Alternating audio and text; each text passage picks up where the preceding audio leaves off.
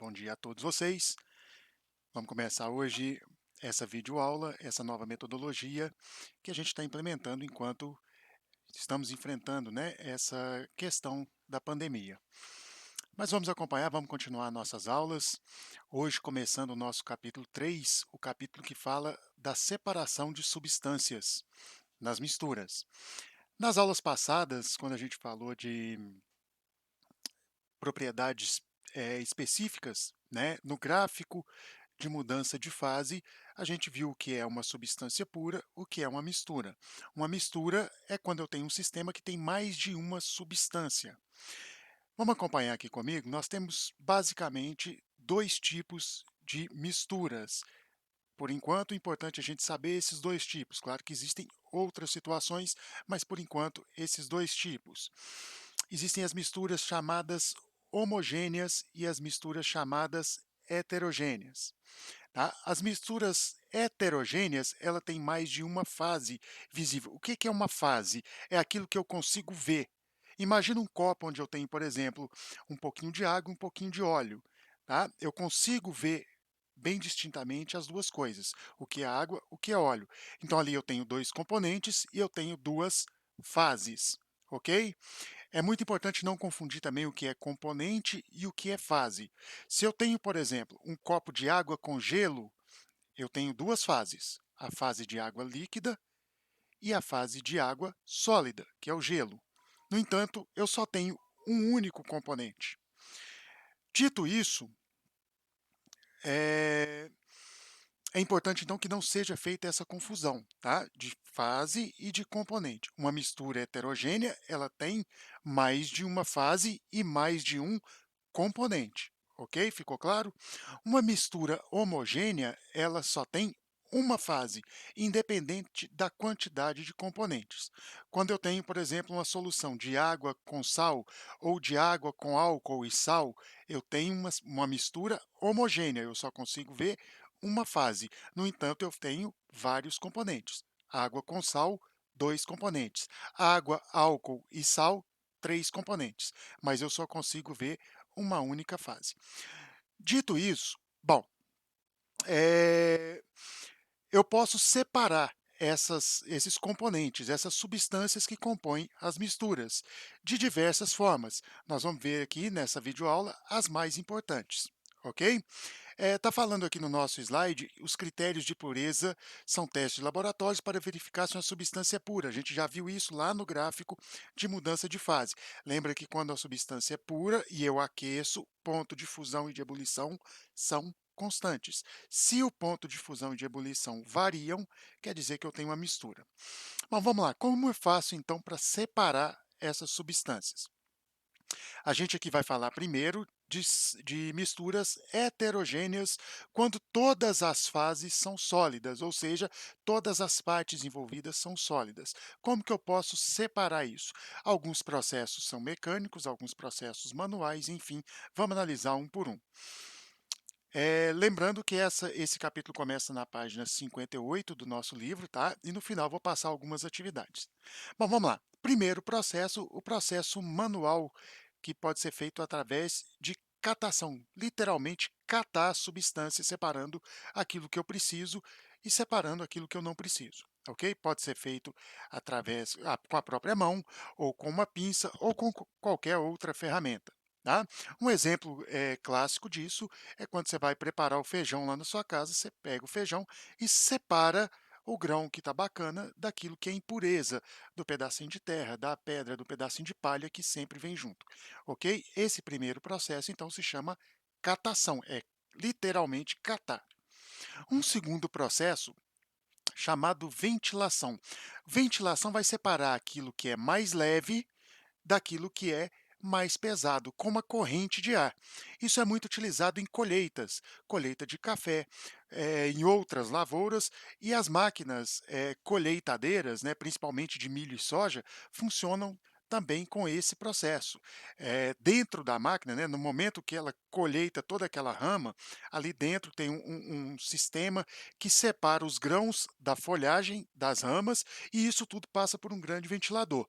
Os grãos caem então num elevador, numa rosca elevadora para ser jogada no caminhão e a palha ela é soprada para trás do trator. Quem tiver curiosidade de ver isso pode pesquisar o sistema de colheitadeira, né, um vídeo de colheitadeira no YouTube. A gente tem bastante exemplos disso aí, ok? Então, ventilação. Um outro exemplo que eu posso dar quando você está comendo aí amendoim torrado, né? Você vai descascar o amendoim na mão, você faz assim esse movimento, a casca sai, você soprou, a casquinha voa e o amendoim descascado fica na sua mão. É um processo, então, de ventilação. Um outro processo, esse utilizado principalmente em mineração e em garimpo, é o processo de levigação, onde vai ser passada uma corrente de água e aquela substância que é mais leve, ela passa pela correnteza de água e vai embora. E aquilo que é mais pesado fica preso nas calhas de separação, tá? Para quem já assistiu Febre do Ouro no Discovery, no canal Discovery fala muito disso, né? É jogada aquela quantidade enorme de terra dentro das máquinas de processamento, vai jogando um jato de água, essa água vai retirando cascalho, vai retirando lama, areia, tudo mais, e o ouro, que é muito mais denso, ou seja, ele é muito mais pesado, ele vai ficando concentrado nas mantas de retenção.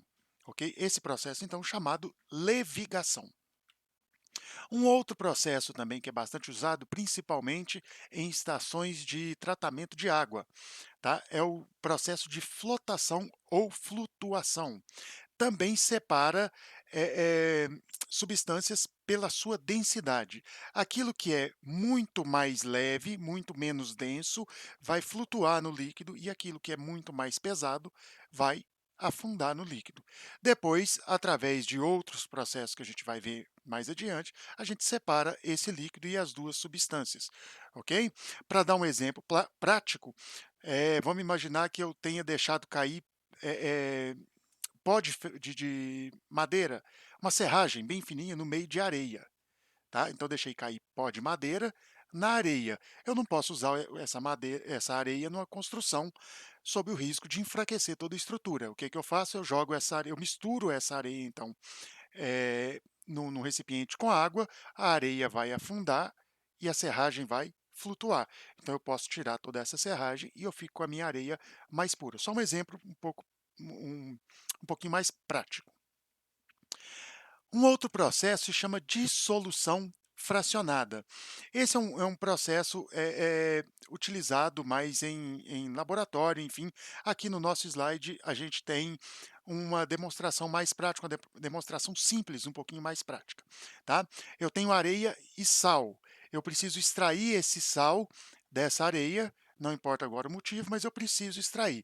Como que eu faço? Bom, eu tenho uma substância que se dissolve na água, que é o sal, e eu tenho uma substância que não se dissolve, que é a areia. O que que eu faço?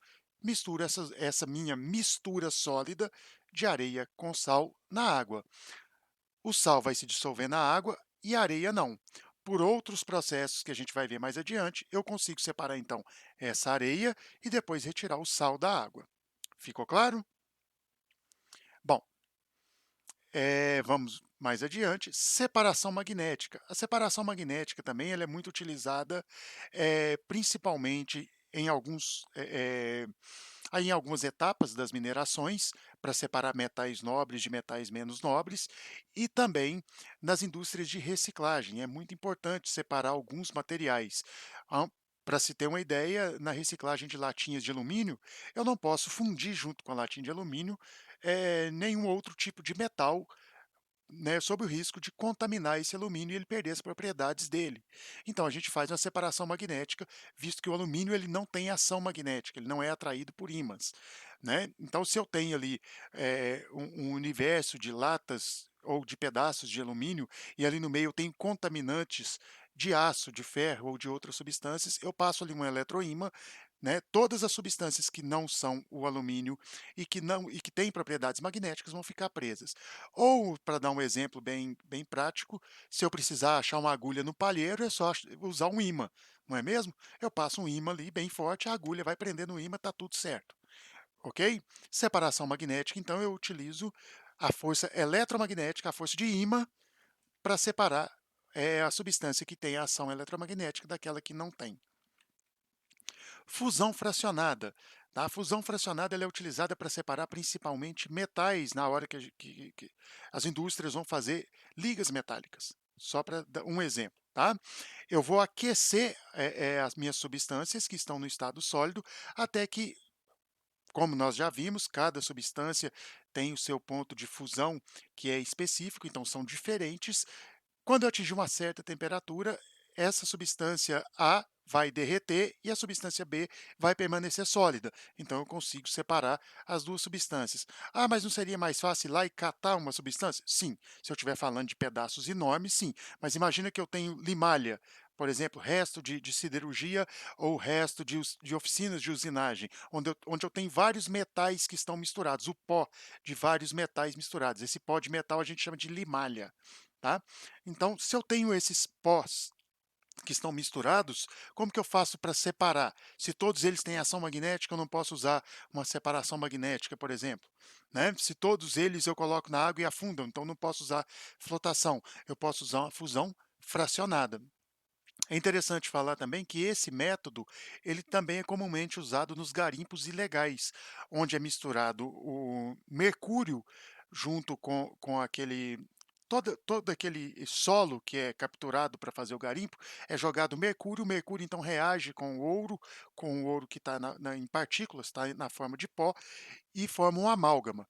Depois esse amálgama, que é uma pedrinha, um sólido, tá? Ele é capturado, ele é mais fácil de ser capturado, então é colocado numa máquina parecida com a panela e ali é aquecido. O mercúrio, por ser por ter seu ponto de fusão e ebulição muito mais baixo que do ouro, ele acaba mudando de fase antes, então fica mais fácil separar.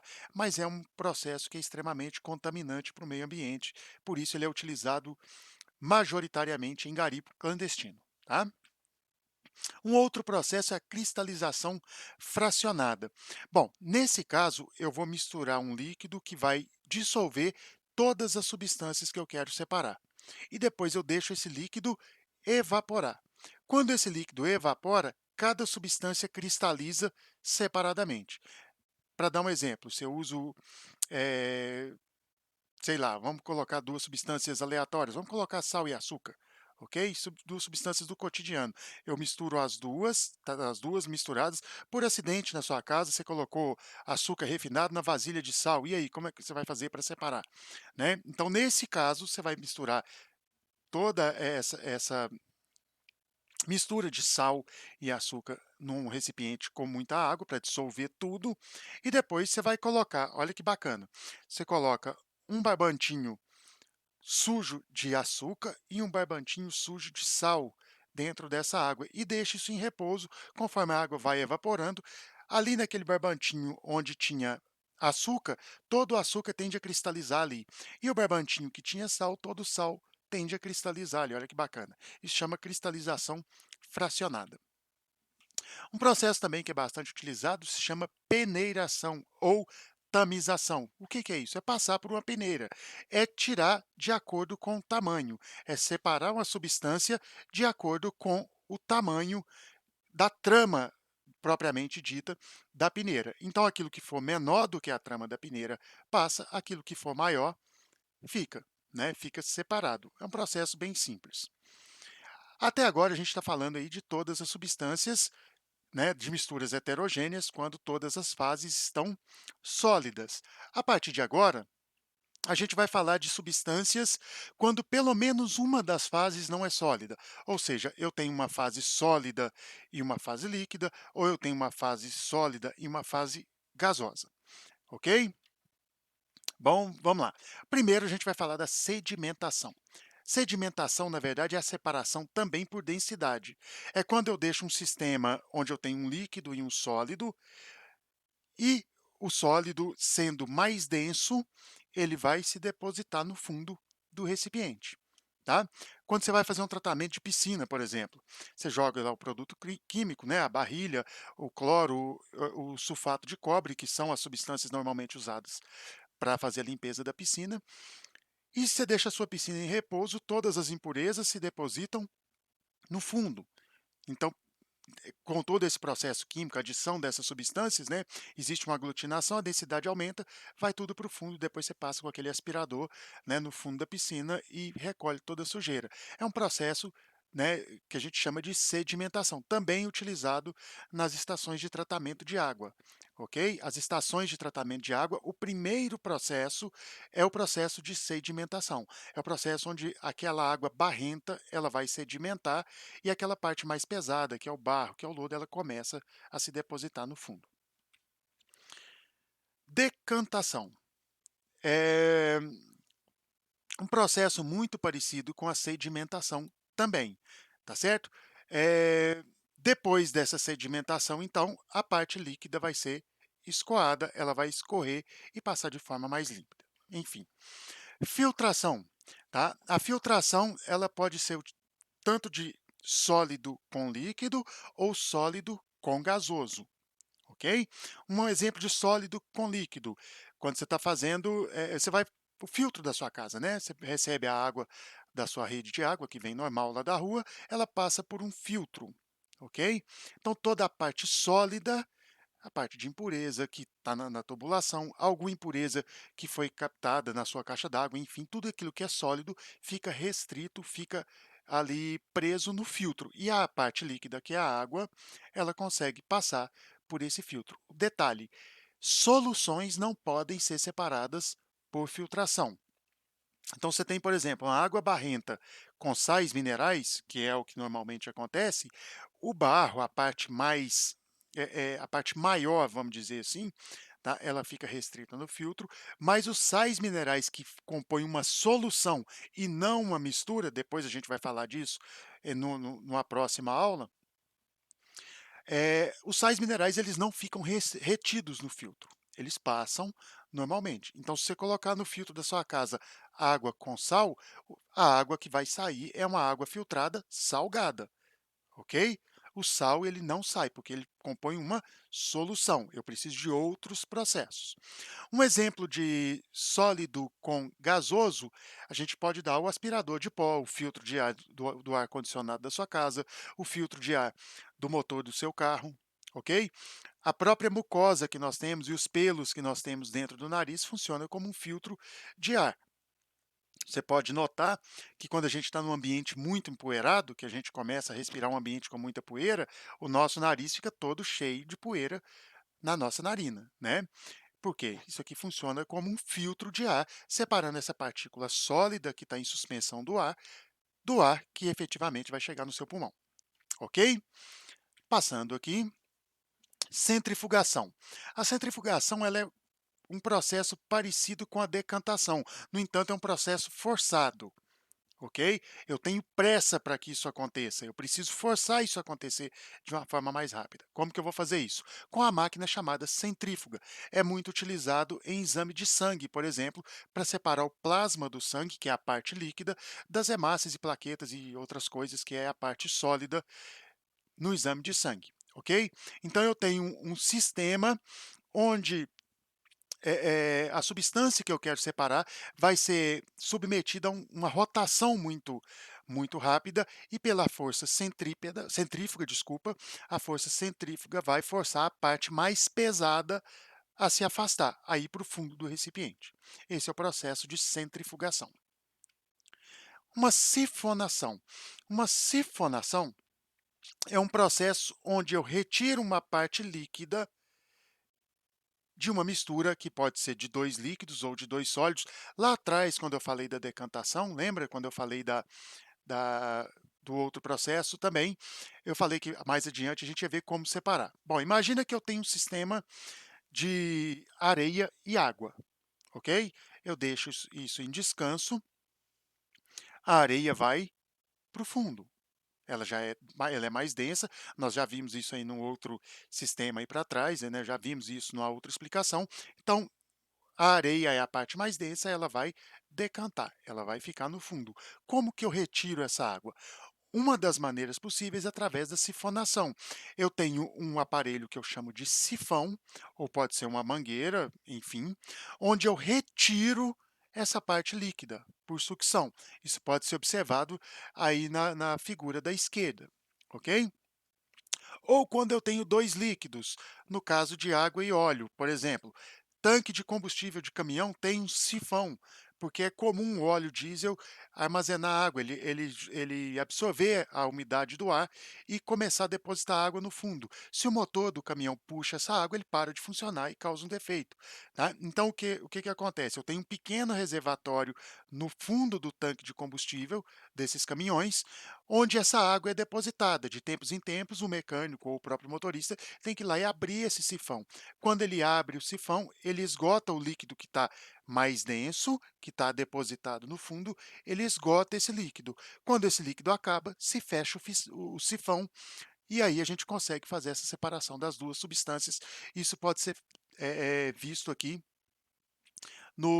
na nossa figura da direita, ok? Você pode ver que eu tenho dois líquidos, um líquido menos denso, no nosso exemplo é o azeite, e um líquido mais denso, que no nosso caso é a água, né? Aqui embaixo, onde o vidro, né, se fecha embaixo aqui, eu tenho uma torneirinha onde eu posso controlar a entrada, a saída desse líquido. Bom, continuando aqui, e quando os sistemas forem homogêneos? Bom, o ar que nós respiramos é um sistema homogêneo, né? Você não consegue ver mais de uma fase, a não ser que tenha uma nuvem de poeira, uma fumaça, enfim, mas no geral é um sistema homogêneo, tá? Existem várias situações onde nós podemos também separar substâncias de misturas homogêneas. Evaporação, o nosso primeiro exemplo. Como que é obtido o sal que a gente consome na nossa alimentação? Bom, esse sal ele é proveniente principalmente do mar, né? E claro que existem outras situações. A gente tem o caso das salinas da Bolívia, mas enfim, em geral, o sal que a gente usa ele vem do mar, ele é proveniente do mar.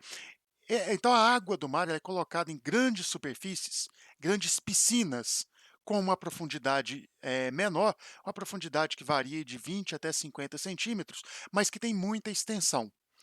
E de tempos em tempos, uma comporta é aberta e essa piscina ela é completada, né? Ela fica cheia. E depois se fecha a comporta e pela própria ação da luz solar, da energia solar, essa água evapora. Quando a água evapora, o que, que acontece? O sal fica depositado no fundo. Ok? É um processo de evaporação. Um processo que a gente usa em casa, por exemplo, né? Quando você vai secar a roupa no varal. Você tem uma mistura, né? Nesse caso, não homogênea, mas você tem uma mistura, só para exemplificar a evaporação. Né? Você tem uma mistura da roupa com a água. Você colocou no varal para secar, a água evapora e sua roupa fica. Isso é um processo normal de evaporação. Ok? Passando adiante, nós temos a destilação simples. A destilação simples ela é utilizada quando eu tenho um sistema sólido, líquido, homogêneo. Seria uma outra maneira de separar a água do sal também. Claro que é um processo onde eu preciso aquecer essa mistura, né. Imagina se eu for aquecer mecanicamente a água do mar para tirar o sal, né, ficaria inviável financeiramente, né. É mais fácil eu fazer o piscinão, que eu falei anteriormente, e deixar evaporar sozinho. Mas existem casos onde eu preciso também do líquido que está sendo separado, né. Eu preciso da substância sólida que vai sobrar ali, mas eu preciso também do líquido. Nesse caso, eu tenho uma destilação simples. Eu vou aquecer essa mistura até seu ponto de ebulição. Então, ali vai ser formado o vapor da substância líquida. Lembrando que a sólida ela ainda precisa passar por fusão e depois ebulição. Isso só vai acontecer no ponto de fusão e ebulição dela. Então, ela vai permanecer sólida. Ela começa a cristalizar como sólido, ok? Mas dando o exemplo da água com sal, a água então começa a ferver, vira vapor de água, esse vapor vai ser canalizado, resfriado e ele se condensa e sai na forma líquida depois. É assim que eu consigo, por exemplo, a água destilada ou água desmineralizada, ok? Que é utilizada para dissolução de medicamentos, que é utilizado em baterias de carro e é utilizada para diluição em laboratórios, ok? Então, eu preciso separar aquilo que está dissolvido na água, é um sistema homogêneo, mas eu preciso aproveitar a água no final. Então, eu preciso que a água evapore, preciso que ela se condense e eu preciso captar isso no final, ok? Bom, aqui tem um sistema simples, né, de destilação, né? Então, você pode ver que eu tenho um recipiente onde está sendo aquecido. Lá em cima, o, o vapor está sendo capturado, está sendo resfriado e a água condensada, agora completamente pura, está sendo captada lá embaixo, no outro recipiente. No recipiente inicial vai ficar só aquelas substâncias que estavam inicialmente dissolvidas na água. A destilação fracionada, ela é utilizada quando eu tenho um sistema de dois líquidos, dois ou mais líquidos, ok? Então, eu não posso usar a destilação fracionada em outra situação. Bom, cada líquido tem o seu ponto de fusão, tem seu ponto de ebulição. Então, eles também têm seu ponto de congelamento, se a gente fizer o processo contrário, e o seu ponto de condensação. Ponto de condensação é o mesmo de ebulição. Ponto de congelamento é o mesmo ponto de fusão. Ok? Então, eu vou fazer essa mistura toda ferver, vou capturar esses vapores e esses vapores, conforme eles vão resfriando, eles vão se condensando em temperaturas diferentes. E aí eu posso separar as diversas substâncias. Isso é muito utilizado no refino de petróleo, com o nome de liquefação fracionada, onde eu tenho uma torre de liquefação fracionada, tá? Na verdade, o petróleo, ele é uma mistura de diversos hidrocarbonetos, tá? Cada um com seu respectivo ponto de fusão e ebulição. Como que é feito, então, o refino do petróleo? Esse petróleo cru, ele é aquecido através de uma caldeira e todos os vapores são jogados dentro de uma torre de liquefação fracionada. No primeiro andar, né, toda essa mistura de gases, toda essa mistura gasosa, ela vai se condensar, começar a se condensar conforme a temperatura abaixa. Essa substância que foi condensada, ela já é retirada na forma líquida. A partir daí, todos os vapores resultantes são jogados uma galeria acima, um andar acima dessa torre, onde a temperatura baixa mais um pouquinho. Quando essa temperatura baixou, se condensa mais uma fatia, né, de hidrocarbonetos que também vão ser retirados. E assim sucessivamente. Conforme vai subindo, a temperatura vai baixando e cada vez que a temperatura baixa, uma substância restante daquele vapor inicial, ele se condensa e é retirado, ok? Dessa forma, no andar mais de baixo, são sempre retirados aquelas substâncias que a gente chama de residuais, aquelas que têm ponto de fusão e ebulição mais altos, porque com a temperatura mais alta ela se condensa primeiro, ok? E lá em cima da torre, normalmente vai sair os gases ou as substâncias mais voláteis, aquelas que se evaporam mais fácil com a temperatura mesmo mais baixa, ok? Bom, pessoal, para a nossa aula de hoje é isso. Espero que todos tenham entendido bastante, tenha ficado bastante claro. E eu peço a todos que façam, vou sugerir agora, os exercícios que estão a partir da página 67 do nosso livro, tá? Da página 67 até a página 71. Numa próxima aula, eu vou fazer uma correção desses exercícios e já me coloco à disposição para tirar dúvidas que vocês, porventura, possam ter, ok? No mais, se cuidem e a gente vai superar essa fase, ok? Muito obrigado a todos e até a próxima.